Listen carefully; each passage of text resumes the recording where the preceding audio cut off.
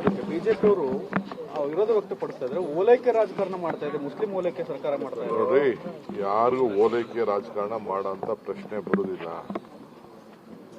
ಯಾರು illegal encroachment ಮಾಡಬಾರ್ದು. Illegal encroachment ಮಾಡಿದವ್ರಿಗೆ ನಾವೇನು ಗಿಫ್ಟ್ ಕೊಡಕ್ಕೆ ನಾವು ರೆಡಿ ಇಲ್ಲ. ಅವ್ರ ಮೇಲೆ ಯಾರು ಮಾಡಿದ್ದಾರೆ ಅವ್ರ ಮೇಲೆ ಕಾನೂನು ರೀತಿ ಕ್ರಮ ಕೈಗೊಳ್ತೀವಿ. ಯಾರು ಅದಕ್ಕೆಲ್ಲ ಕೆಲವೆಲ್ಲ ದುಡ್ಡು ಕಲೆಕ್ಟ್ ಮಾಡಿದ್ರು ಮತ್ತೊಂದು ಅಂತ ಹೇಳಿ ಅಲ್ಲಿಯವರೇ ಕೆಲವೆಲ್ಲ ಸ್ಟೇಟ್ಮೆಂಟ್ ಎಲ್ಲ ಕೊಟ್ಟಿದ್ದಾರೆ.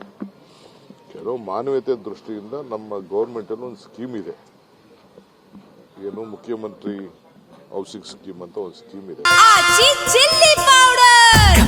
ಸಖತ್ ಖಾರ, ಬಣ್ಣ ಮತ್ತು ರುಚಿ ಆಚಿ ಚಿಲ್ಲಿ ಪೌಡರ್. ಅದರಲ್ಲಿ ಅಕಸ್ಮಾತ್ ಎಲಿಜಿಬಲ್ ಇತ್ತು ಅಂತಂದ್ರೆ ಕೆಲವ್ದು ನಮ್ಮವರು ಕೆಲವು ಹಿಂದೆ ಕೆಲವು ಭಾಗದಲ್ಲಿ ಬಾರ್ಡ್ಗಳಲ್ಲಿ ಹಕ್ಕುಪತ್ರ ಕೊಟ್ಟಿದ್ರು ಅಂತ ಹೇಳ್ತಾ ಇದ್ದಾರೆ. ಅದನ್ನೆಲ್ಲ ಎಕ್ಸಾಮಿನ್ ಮಾಡಕ್ಕೆ ಹೇಳಿದ್ವಿ ನಾವು. ಕೆಲವರ ಹೊರಗಡೆಯಿಂದ ಬಂದವರು ಹೊಸದಾಗೂ ಸೇರ್ಕೊಂಡಿದ್ದಾರೆ. ಅದು ನಮ್ಮ ಹತ್ರ ದಾಖಲೆಗಳೆಲ್ಲ ಸಿದೆ.